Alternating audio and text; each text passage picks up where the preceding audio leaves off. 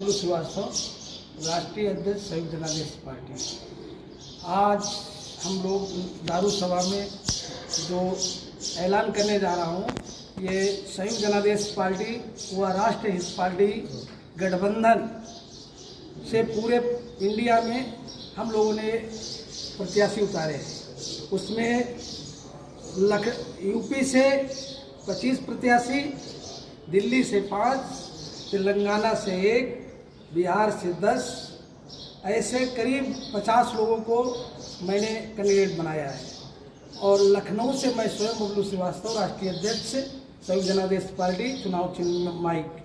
मैं अपने संसदीय क्षेत्र में गांव गली कूचे, शहर में, गांव गली मोहल्ले में जाकर प्रचार प्रसार कर रहा हूं और अन्य पार्टियों के लोगों द्वारा, कार्यकर्ताओं द्वारा, पदाधिकारियों द्वारा प्रेशर दिया जा रहा है कि आप बैठ जाइए और मेरा साथ दीजिए। मैं मीडिया के माध्यम से अवगत कराना चाहता हूँ, कोई भी चाहे जितना लालच दे, कुछ दे, लेकिन मैं बैठने वाला नहीं हूँ। मैं लखनऊ में संसदीय क्षेत्र में नामांकन करके पार्टी का परचम लहराऊंगा और पार्टी को उस परचम पर ले जाना चाहता हूँ जहाँ पर अन्य पार्टियाँ सोच रही हैं। इसके लिए मुझे चाहे तन मन धन किसी तरह से काम करना है, मैं करूँगा। पार्टी के अहम मुद्दे क्या हैं? पार्टी का अहम मुद्दा है शिक्षा। अगर आज हमारी समाज में अच्छी शिक्षा की व्यवस्था कर दी जाए तो मैं कहता हूँ गरीबी रह ही नहीं सकती है। विद्वानों ने 3 तरीके से ही बताया है कि गरीबी हट सकती है। अगर वो 3 तरीके अपना लिए जाएं तो हिंदुस्तान में गरीबी रहेगी नहीं। नंबर एक है शिक्षा। अगर अच्छे स्कूलों की व्यवस्था कर दी जाए सरकार के द्वारा, शिक्षक तो ठीक है लेकिन आज शिक्षा व्यवस्था डाउन है, क्योंकि स्कूल में टीचर 1 है, बच्चे 100 हैं। तो उसमें टीचरों की व्यवस्था की जाए और जो प्राइवेट किए जा रहे स्कूल, उनकी संख्याओं को कम किया जाए और सरकारी स्कूलों को और ज़्यादा बढ़ाया जाए, ताकि वहाँ से आम पब्लिक के बच्चे जो पढ़े लिख के निकलेंगे, जब वो निकलेंगे तो उनको नौकरी भी मिलेगी, नौकरी मिलेगी तो व्यवसाय ठीक होगी, उनकी गरीबी भी दूर हो सकती है।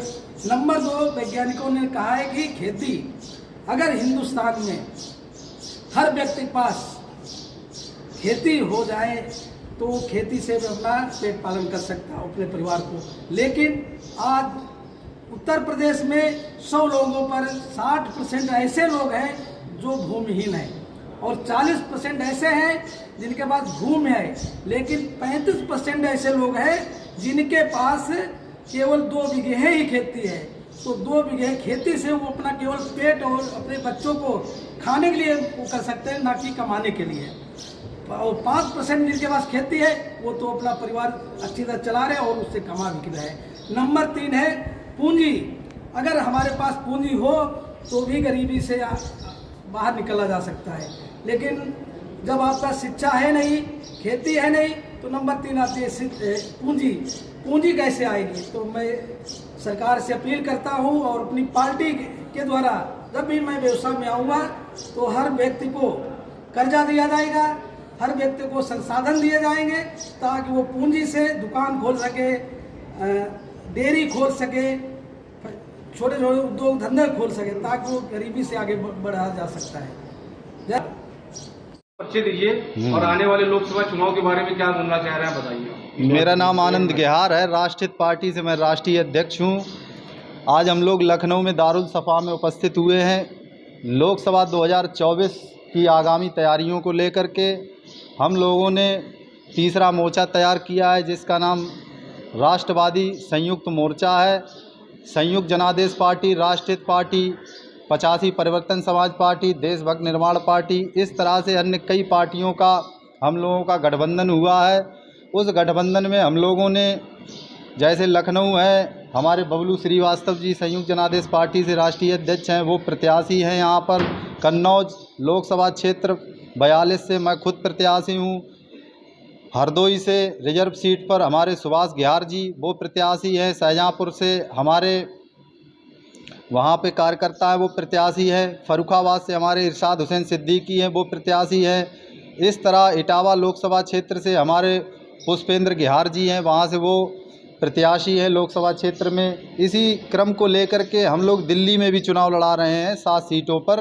दिल्ली में भी हम लोग मजबूती से चुनाव लड़ रहे हैं। हमारे समाज की क्योंकि बहुत बड़ी संख्या में बहुतायत है, इसलिए कोई हमारी पार्टी भी नहीं थी, दूसरी पहली बार हमारी पार्टी बनी है। हमारे समाज का बहुत बड़ा वोट परसेंटेज है। अब सरकारें पूर्व से गिनती नहीं आ रही हैं, तो अब इस चुनाव में हम उनको जवाब देंगे।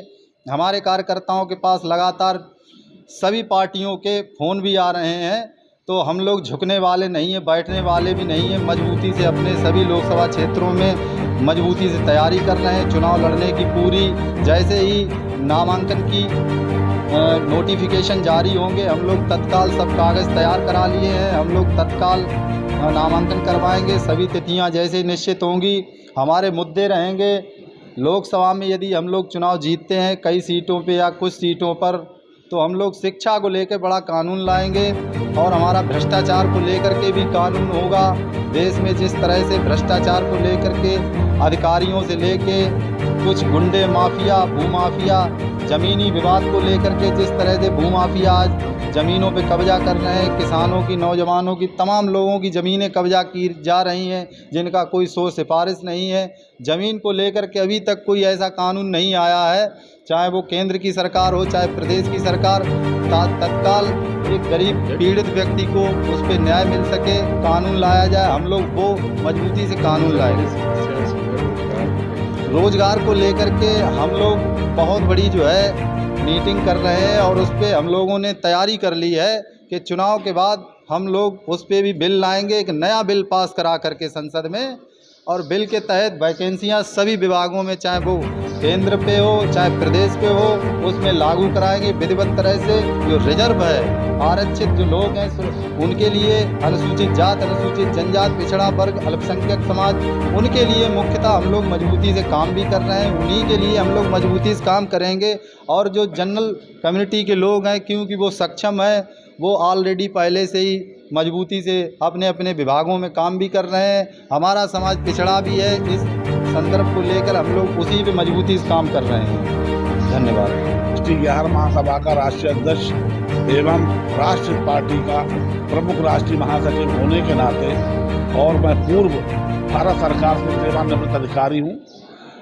मैं वर्तमान में राष्ट्रीय पार्टी में कार्य कर रहा हूँ और हमारी जनादेश पार्टी बबलू श्रीवास्तव जी की जो हमारे साथ गठबंधन हुआ है, हमारी विशेष भूमिका यही है कि जो दलित, पिछड़े, गरीब, आपके जो हमारे बहुत ही निचले स्तर के लोग, जिनको बहुत गरीबी रेखा के अंदर जिनको घर नहीं मिल पा रहा है, अनुसूचित जाति, जनजाति के पिछड़ा वर्ग के लोगों को, जो बच्चों को शिक्षित नहीं कर पा रहे हैं, पढ़ा लिखा नहीं पा रहे हैं, सरकार उस पर ज़्यादा ध्यान नहीं दे रही है।